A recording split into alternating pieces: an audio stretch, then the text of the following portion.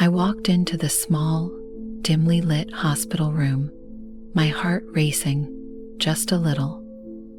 It wasn't my first time helping a patient, but there was something about the situation that felt different. As a nurse, I'd seen a lot, but nothing could prepare me for what was about to happen. Mr. Jacobs was a quiet man in his late 40s, and he usually kept to himself. He'd come in for some routine checks, and I was supposed to help him get ready for his next exam. The moment I stepped into the room, I noticed he was acting a little nervous, shifting on the bed like he was uncomfortable. "Everything okay?" "Mr. Jacobs?" I asked, with a soft smile trying to ease the tension.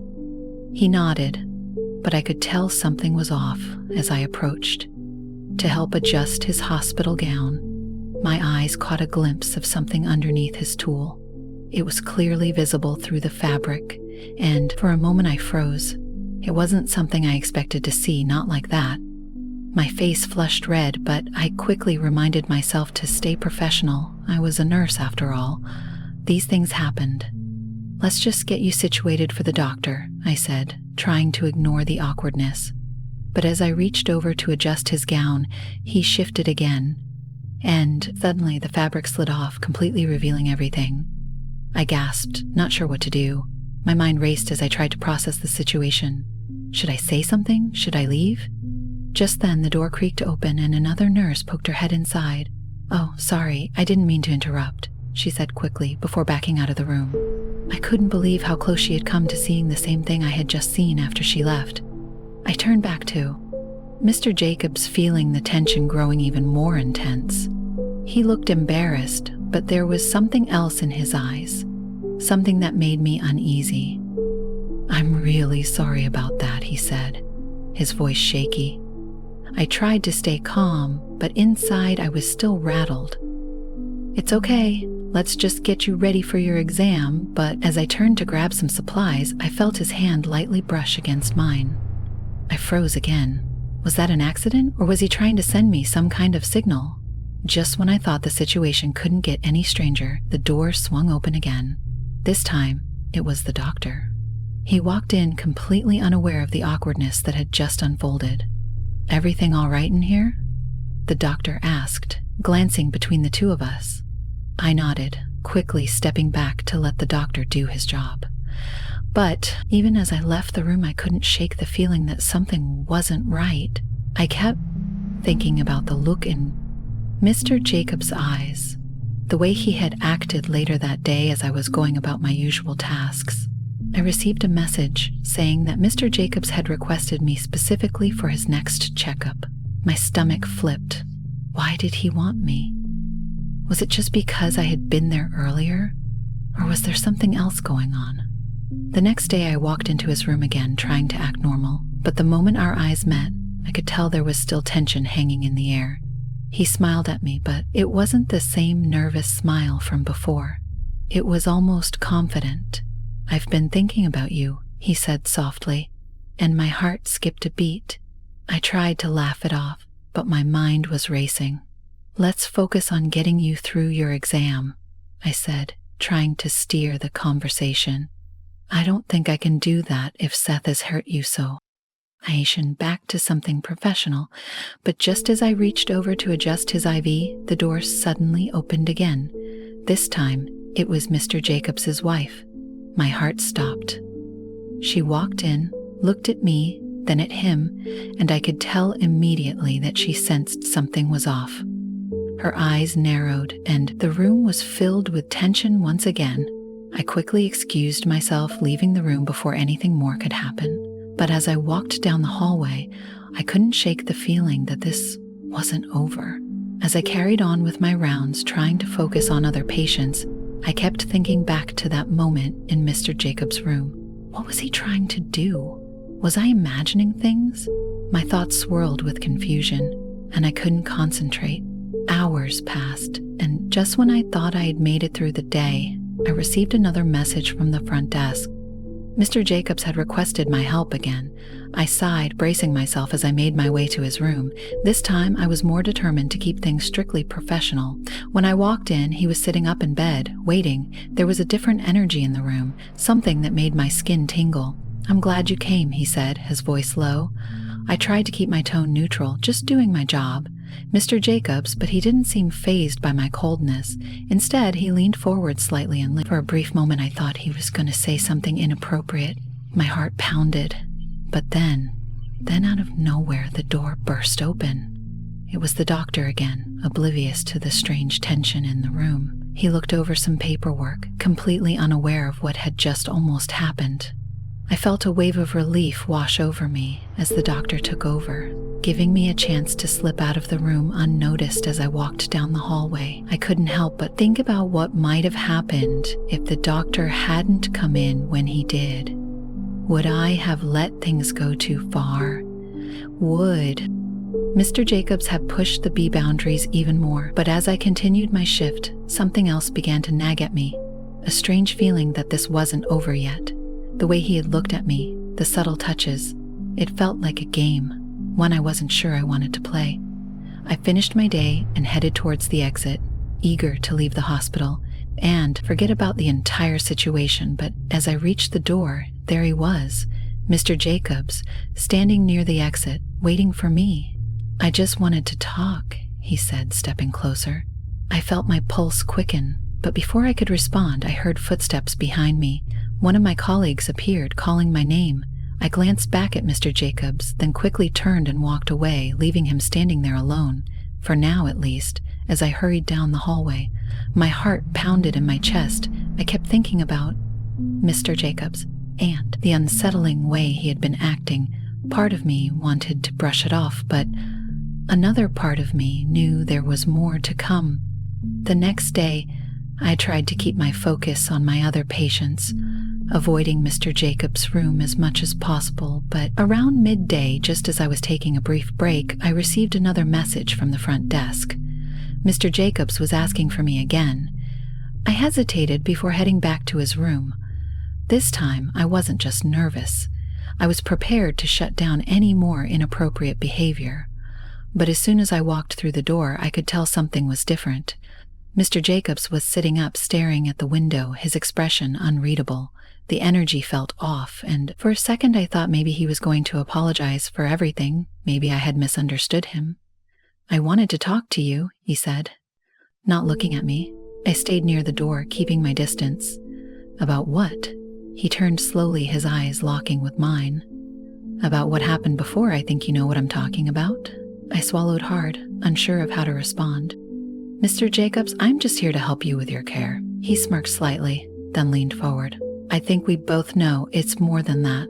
Before I could say anything, the door creaked open again. This time, it wasn't the doctor. It was his wife. She stepped in, eyes immediately flicking between me and her husband. I could feel the tension grow even thicker, her gaze sharp as she took in the scene.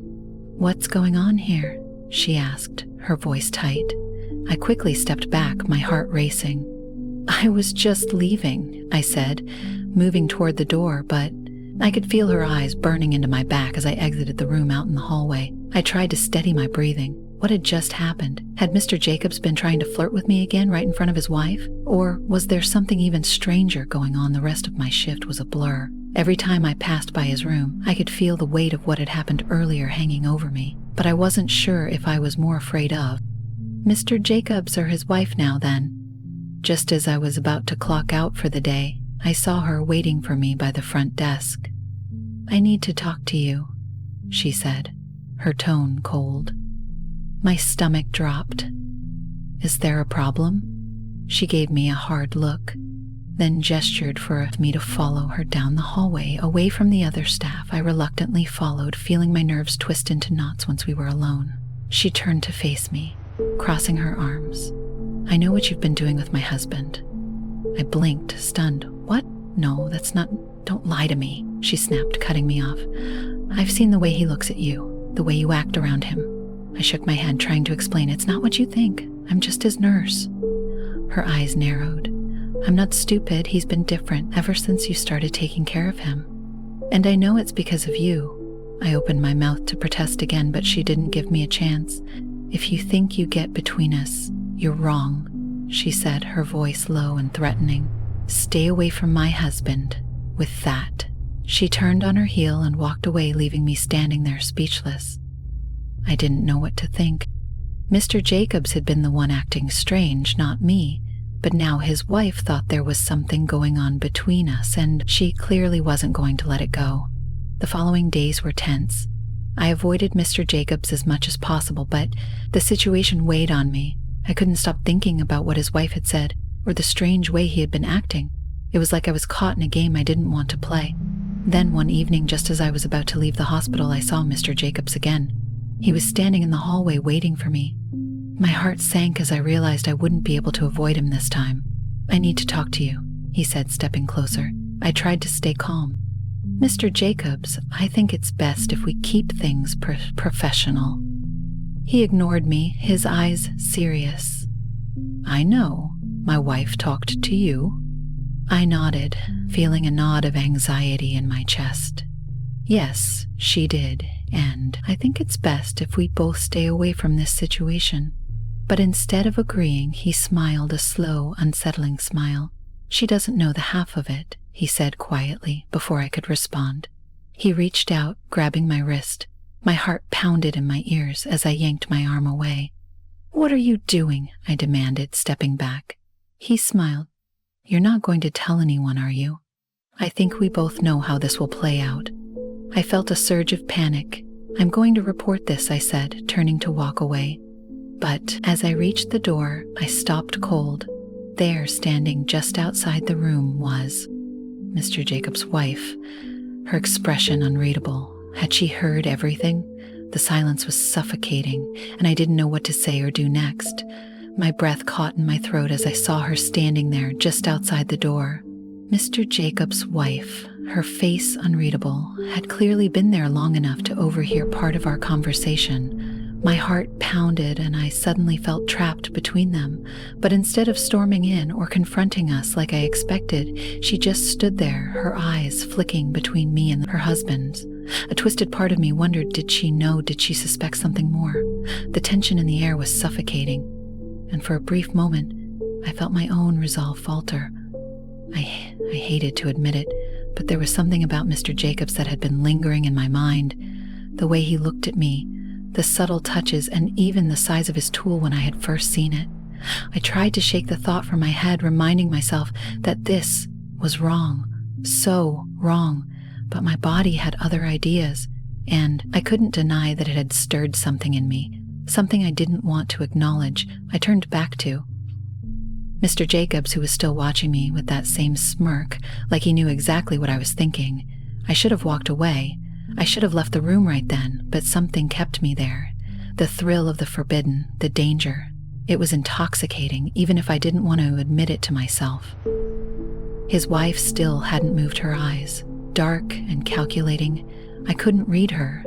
The uncertainty made my skin tingle. Did she know what was happening, or was she just as in the dark as I was about what to do next? Mr. Jacobs took a step closer, his voice low. She won't say anything. She knows better than to make a scene. My pulse quickened. There was something in his voice, something that made me want to push him away but also pull him closer. His presence was overwhelming, and I hated how it made me feel, how my mind and body were at war with each other. Mr. Jacobs, I can't do this, I whispered, more to convince myself than him. But then he leaned in close enough that I could feel his breath on my neck. You're already here, he murmured, his hand brushing against my waist, sending a shiver through me. I should have pulled away. I should have left, but instead I froze, my body betraying me as his fingers grazed my skin. It was wrong. Everything about this was wrong, but there was a part of me that didn't want to stop it, that wanted to see where this dangerous game would lead just then. The door creaked open, breaking the moment his wife stepped into the room, her expression icy but composed. Is everything okay here? She asked, her voice too calm, too collected. I stepped back immediately, my heart racing. Yes, I was just leaving, I stammered, trying to regain control of the situation. but as I glanced at her, I could see something in her eyes, a flicker of amusement or maybe even approval. Did she know what had almost happened? I grabbed my things and I made a hasty exit, my mind spinning as I walked down the corridor. I couldn't shake the feeling that I had just dodged a bullet, but also that I had left something unfinished. The encounter with Jamie. Mr. Jacobs had left me more conflicted than ever, my thoughts consumed by him and what had almost happened. And despite everything, I couldn't deny that the idea still lingered in my mind. What was wrong with me? Why couldn't I just forget about him? But deep down, I knew the answer. The danger, the thrill, the forbidden. It was addicting, and now I wasn't sure if I wanted to stop. Ham did for Maker Andy. I stepped out into the hallway, my heart racing. The encounter with Mr. Jacobs left me feeling confused and alive, but I also felt like I had escaped something dangerous. Just as I turned to leave, I felt a hand on my shoulder. I spun around to find Mrs. Jacobs standing there, her expression intense. "Wait," she said, her voice surprisingly soft. "We need to talk." Surprised, I nodded and followed her into a small unused office at the end of the hall. She closed the door behind us, and I felt a wave of uncertainty wash over me. What did she want? "I've seen how he looks at you," she began, her voice low, "and I know what happened just now, but I'm not here to threaten you." My pulse quickened. "What do you mean?" She took a deep breath, her eyes locking onto mine. "I know what kind of man Tom is, and I can help you." "Help me?" I asked, bewildered. "I'm not the woman you think I am," she said, her tone serious. "Tom has a dark side. He manipulates everyone around him. I've been watching you, and I can tell he wants you for himself." Just then, I felt a chill run down my spine. "Why would you help me?" "Because I want to expose him. I want to show you the truth. He's been lying to both of us." Before I could respond, she pulled out a folder from her bag and handed it to me. I opened it to find documents and photos of Mr. Jacobs, showing a side of him I never knew existed. "Look at what he really is," she urged, "and then decide if you want to be involved with him." Suddenly, everything clicked into place. The tension, the strange looks, the thrill. It was all a game to him, and I was just a pawn. But then, Mrs. Jacobs smiled, a knowing look in her eyes. "You see, it's not just about you or me. It's about power, and I'm not ready to lose mine." Before I could react, she reached into her bag again and pulled out a small object, a key. "Join me, and we can take him down together." In that moment, I realized I had walked into a trap, and the real game was just beginning.